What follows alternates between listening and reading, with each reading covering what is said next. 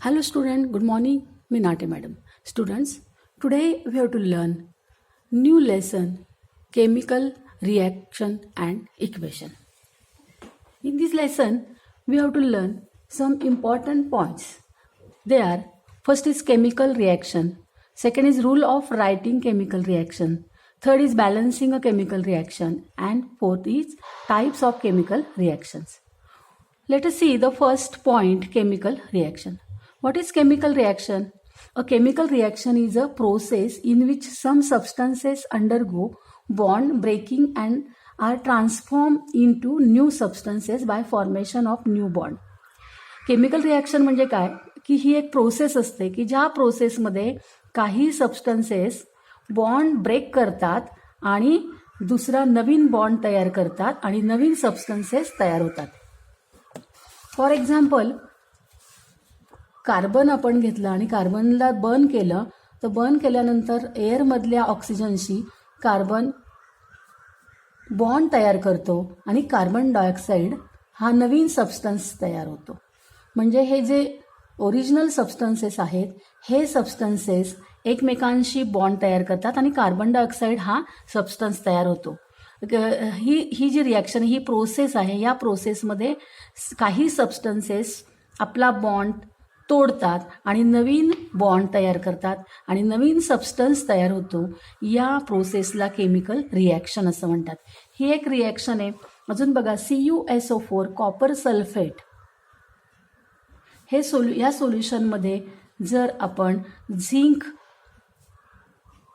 React केलं तर CuSO4 म्हणजे कॉपर सल्फेट आपला बॉन्ड ब्रेक करते आणि कॉपर वेगळा होतो आणि सल्फेट आणि झिंकचा बॉन्ड तयार होतो. जे झिंक सल्फेट तयार होतं आणि कॉपर वेगळा होतो, म्हणजे हा आपला बॉन्ड ब्रेक करतो आणि हा नवीन बॉन्ड तयार होतो आणि ह्या प्रोसेसला मग केमिकल रिॲक्शन म्हणतात. म्हणजेच केमिकल रिॲक्शन म्हणजे काय? A chemical reaction is a process in which some substances undergo bond breaking and are transformed into a new substance by formation of a new bond. तर याला अशा पद्धतीने ह्याला केमिकल रिॲक्शन्स असं म्हणतात. आता केमिकल रिॲक्शन्समध्ये रिॲक्टंट्स अँड प्रॉडक्ट्स असतात. The substances taking part in chemical reaction are called reactant. Chemical रिॲक्शनमध्ये जे सबस्टन्सेस पार्ट घेतात त्यांना केमिकल रिॲक्टंट्स असं म्हणतात. मग हे जे आहेत हे कोण आहेत? रिॲक्टंट. हे कोण आहेत? Reactant. Reactant means what?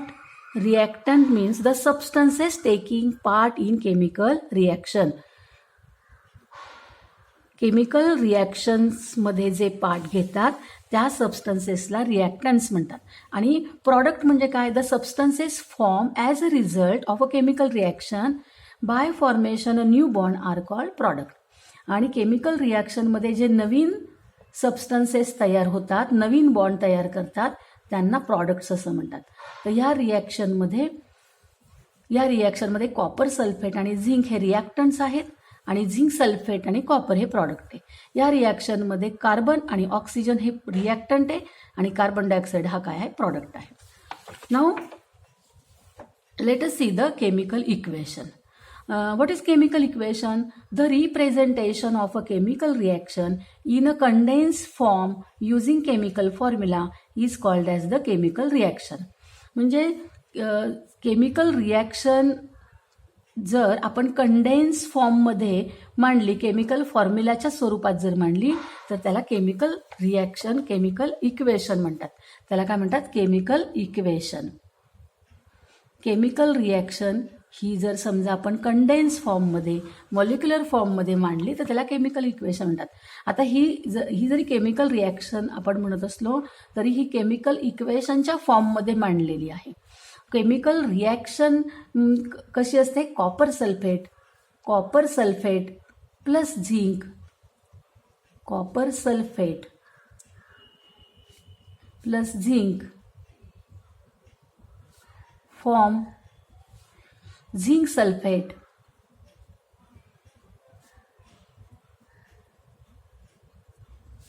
and copper. अशी वर्डमध्ये जर मांडलेली असेल तर त्याला आपण केमिकल रिॲक्शन म्हणतो. आणि जर त्याचा कंडेन्स फॉर्म केमिकल फॉर्म्युले जर आपण घेतले तर हे आहे chemical equation. It is a chemical equation and it is a chemical reaction. जे केमिकल रिॲक्शन आपण कंडेन्स फॉर्ममध्ये जेव्हा मॉलिक्युलर फॉर्म्युलांच्यामध्ये जेव्हा आपण मांडतो तेव्हा त्या केमिकल रिॲक्शनला केमिकल इक्वेशन असं म्हणतात. आता बघा रूल्स. केमिकल इक्वेशन लिहिण्याचे काही रूल्स आहेत. हे केमिकल इक्वेशन आणि हे केमिकल इक्वेशन लिहिण्याचे काही रूल्स आहेत. तुम्हाला इथे काही साईन दिसत असतील. इथे प्लसची साईन आहे, प्लसची साईन आहे, ह्या ॲरो आहे. तर हे काय, याचे काही केमिकल इक्वेशन कशा पद्धतीने लिहिले पाहिजेत त्याचे काही 4-5 रूल्स आहेत. तर अतिशय इझी रूल्स आहेत. आपण ते रूल्स बघूयात. Rules of writing chemical reaction, chemical equation. First rule is in a chemical equation the reactants are written on the left while the products on the right hand side. An arrow heading towards the product is drawn between reactants and product. पहिला rule आहे की chemical equation लिहिताना reactant हे left साईडला लिहायला पाहिजे आणि product हे राईट हँड साईडला लिहायला पाहिजे. म्हणजे नेहमी केमिकल इक्वेशन लिहिताना रिॲक्टंट लेफ्ट हँड साईडला लिहिलं पाहिजे आणि प्रॉडक्ट राईट हँड साईडला. म्हणजे समजा काही जणांना वाटलं की असं आपण लिहूया CuSO4 प्लस Zn आणि ॲरो आपण इकडे दाखवला. ह्याच्यापासून काय तयार होतं, ZnSO4 प्लस Cu. तर ही रिॲक्शन अशी लिहिली तर इकडे रिॲक्टंट्स टू प्रॉडक्ट्स ही अशा पद्धतीने ही रिॲक्शन लिहायची नाही. तर रिॲक्शन नेहमी लिहिताना कशी लिहायची, लेफ्ट हँड साईडला रिॲक्टंट अँड राईट हँड साईडला प्रॉडक्ट लिहायचे. आणि ह्या रिॲक्टंट्स टू प्रॉडक्ट यांच्यामध्ये ॲरो दाखवायचा टुवर्ड्स दी प्रॉडक्ट. प्रॉडक्टच्या साईडला डायरेक्शनला जाताना एक ॲरो दाखवायचा. हा त्याचा रूल आहे. आणि दुसरा रूल आहे if the reactants or products are 2 or more than 2 they are linked with a plus sign. जर समजा रिॲक्टंट किंवा प्रॉडक्ट हे 2पेक्षा जास्त असतील तर त्यांच्यामध्ये प्लस साईन दाखवून त्याच्यामध्ये प्लस साईन घ्यायची आणि लिंक लावायची. आता इथे CuSO4 आणि Zn 2 रिॲक्टंट्स आहेत त्यामुळे आपण या दोघांच्यामध्ये प्लस साईन काय केलेली दाखवली आहे. आणि प्रॉडक्ट पण इथे 2 आहेत, ZnSO4 Cu. 2 प्रॉडक्ट तयार झालेत. 2 प्रॉडक्ट तयार झाले ते प्लस साईनच्या साह्याने दाखवायचे. आता इथे 2 रिॲक्टंट ते आपण प्लस साईनने लिंक केलेले आहेत पण इकडे मात्र एकच प्रॉडक्ट तयार झाले त्यामुळे इथे आपण प्लस साईननी लिंक केलेलं नाही.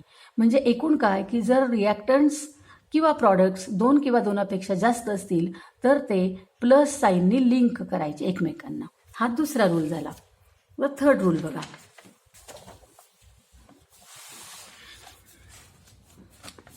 The gaseous, liquid and solid or aqueous solution state of reactants or products are indicated by the letter G, L, S and AQ respectively. म्हणजे जर समजा रूल बघा काय आहे, प्रॉडक्ट आणि समजा हा आपण घेतला CaCO3 आणि यापासून कॅल्शियम ऑक्साईड फॉर्म होतं आहे आणि कार्बन डायऑक्साईड फॉर्म होतं आहे. तर इथं रूल काय आहे की जे रिॲक्टंट्स असतात हे रिॲक्टंट्स जर गॅसियस फॉर्ममध्ये असतील तर रिॲक्टंटच्या शेजारी G लिहायचा. जर ते लिक्विड फॉर्ममध्ये असतील तर रिॲक्टंटच्या शेजारी L लिहायचा. जर ते सॉलिड फॉर्ममध्ये असतील तर त्यांच्या शेजारी S लिहायचा. आणि जर ते ॲक्वियस सोल्युशन असतील तर AQ लिहायचा. आणि प्रॉडक्टमध्ये सॉलिड लिहू शकतो आपण, नंतर लिक्विड पण लिहू शकतो, ॲक्वियस सोल्युशन लिहू शकतो. पण गॅसियस फॉर्ममध्ये जर प्रॉडक्ट असतील तर G असं न लिहिता वरती मान दाखवायचा, ॲरोवर दाखवायचा, हे प्रॉडक्टमध्ये. आणि जर समजा प्रेसिपिटेट असेल, इकडे प्रॉडक्टमध्ये जर प्रेसिपिटेट तयार झाला असेल तर असा बाण दाखवायचा. सॉलिड प्रेसिपिटेट असतो तो जर तयार झाला, सॉलिड प्रेसिपिटेट, प्रेसिपिटेट सॉलिडच असतो. म्हणजे टेस्ट ट्यूबमध्ये खालच्या बाजूला क्षार जमा झालेला आहे तर तो खाली बाण करून दाखवायचा.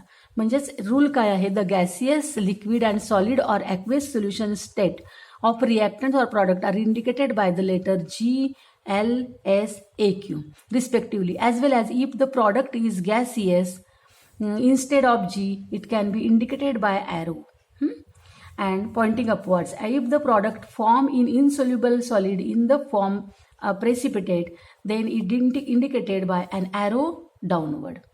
अशा पद्धतीने आता इथे बघा CaCO3 हे काय आहे, सॉलिड आहे. त्यानंतर CaO हा कॅल्शियम ऑक्साईड तयार झाला आहे सॉलिड स्टेटमध्ये आणि कार्बन डायऑक्साईड हा गॅस आहे त्यामुळे तो ॲरो अपवर्ड ॲरो दाखवायचा. अशा पद्धतीने हा थर्ड रूल आहे. आता फोर्थ रूल काय आहे बघा, when heat is to be given from outside it is indicated by sign delta written above the arrow.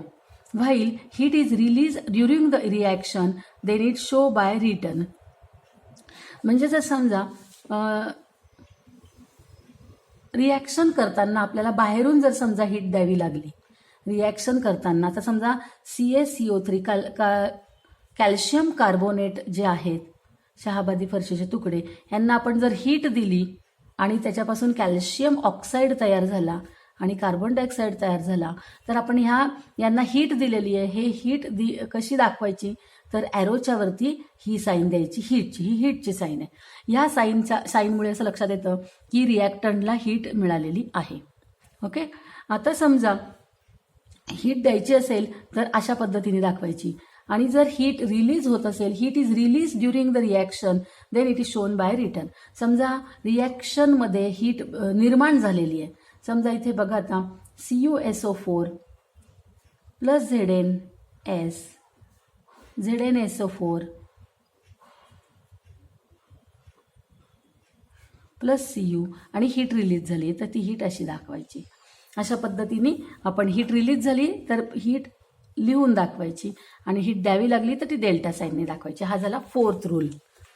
Now let us see the fifth rule. It is necessary to fulfil certain condition like specific temperature, pressure, catalyst, etc. to bring about some reaction.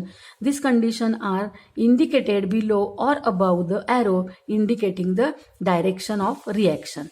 आता समजा एखादी reaction होत असताना आपल्याला temperature द्यावं लागलं. Temperature समजा 100 degree Celsius असेल, 1000 डिग्री सेल्सिअस असेल, टेम्परेचर आपल्याला द्यावं लागलं, हीट द्यावी लागली किंवा प्रेशर द्यावं लागलं, अंडर प्रेशर रिॲक्शन असेल किंवा कॅटलिस्ट देऊन रिॲक्शनचा स्पीड आपण वाढवत असू, तर ह्या गोष्टी टेम्परेचर, प्रेशर, कॅटलिस्ट हे जे काय आपण रिॲक्शनसाठी यूज केलेलं आहे ते आपण त्या ॲरोच्या वरती दाखवायचं. To bring about some reaction these conditions are indicated below or above. Indicate करायच्या त्या कंडिशन ॲरोच्या खालच्या बाजूला किंवा ॲरोच्या वरच्या बाजूला इंडिकेट करून आपण काय कंडिशन खाली ती रिॲक्शन घडलेली आहे ते दाखवायचं आहे. परत एकदा सांगते, it is necessary to fulfil certain condition like specific temperature, pressure, catalyst etcetera to bring about some reactions. These conditions are indicated below or above the arrow indicating the direction of reaction. रिॲक्शनची जी direction arrow आहे त्या ॲरोवरती आपण ती condition दाखवायची. आता उदाहरणार्थ बघा, व्हेजिटेबल ऑइलला जर आपण हायड्रोजनच्या सान्निध्यामध्ये 60 डिग्री सेल्सिअसला हीट केलं, टेम्परेचर दिलं आणि त्याच्यापासून वनस्पती घी जर तयार होत असेल आणि तेव्हा ह्या रिॲक्शनमध्ये जर आपण निकेल कॅटलिस्ट यूज केलेला असेल तर ही रिॲक्शन कशी दाखवायची, तर व्हेजिटेबल ऑइल प्लस हायड्रोजन ॲरोच्या वरती आपण किती टेम्परेचर दिलं, 60 डिग्री सेल्सिअस हे इंडिकेट करायचं आणि ह्या रिॲक्शनला स्पीड येण्यासाठी ही रॅपिडली होण्यासाठी आपण निकेल कॅटलिस्ट यूज केला आहे. तो निकेल कॅटलिस्ट आपण ॲरोच्या खाली दाखवला आणि मग वनस्पती घी तयार झालेलं दाखवलं.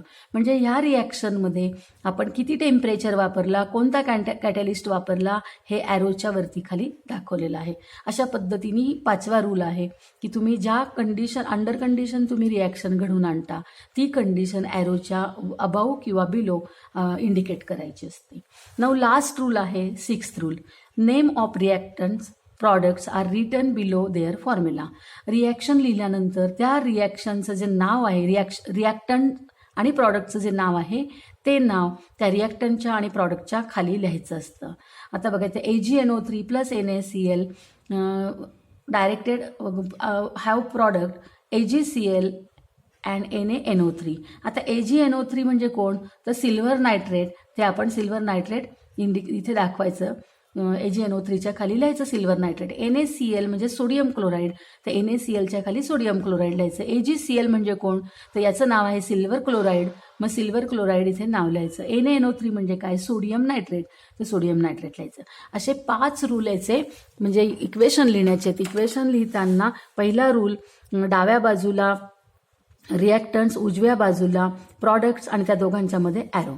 दुसरा रूल रिॲक्टंट 2 किंवा 2पेक्षा जास्त असतील, प्रॉडक्ट पण 2 किंवा 2पेक्षा जास्त असतील तर ते प्लस साईनने लिंक करायचे.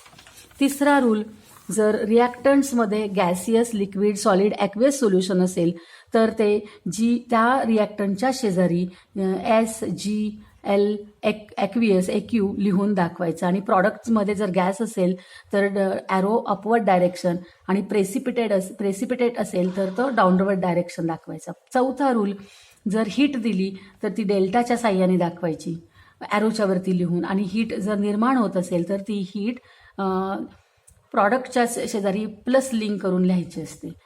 पाचवा रूल जर रिॲक्शन अंडर कंडिशन असेल, टेम्परेचर किंवा प्रेशर किंवा कॅटलिस्ट, जे काय आपण इथे कंडिशन यूज केली तर ती कंडिशन त्या ॲरोच्या वरती टेम्परेचर किंवा प्रेशर किंवा कॅटलिस्ट लिहून वरती किंवा खाली लिहून ती इंडिकेट करायची असते. आणि 6वा शेवटचा रूल रिॲक्टंट्स आणि प्रॉडक्ट्स जे आहेत त्यांची नावं त्या रिॲक्टंट्सच्या आणि प्रॉडक्टच्या खाली लिहून दाखवायची असतात. अशा पद्धतीने आपण केमिकल इक्वेशन लिहायचे असतात ह्या रूल अंडर. तर स्टुडंट, तुम्हाला आजचा व्हिडिओ लेक्चर आवडला का? जर तुम्हाला आजचा व्हिडिओ लेक्चर आवडला असेल तर व्हिडिओला लाईक करा, आणि जर तुम्ही चॅनलला अजूनपर्यंत सबस्क्राईब केलं नसेल तर जरूर सबस्क्राईब करा. थँक्यू.